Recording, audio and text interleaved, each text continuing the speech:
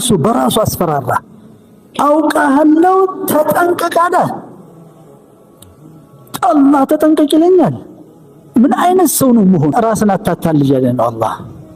በማንነት እየዋሻህ አትኖር ራስህን ሁን خلاص አንተ ነህ ድክመትህን ዘለህ አትሂድ ራስህን ለራስህ አጋልጣት ለሰዎች ክልክል ነው ለራስህ እኔ እንዲህ ነኝ ብለህ ጻፍ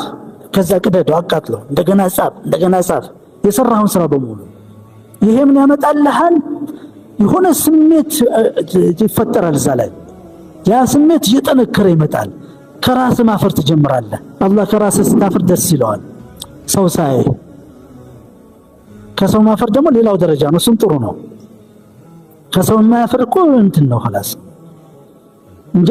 አንድ ሰርተውን ሰዎች ሲያቁበት ፊቱ ቀይ ከሆነ فعلم ان هذا الرجل فيه خيرا كثيرا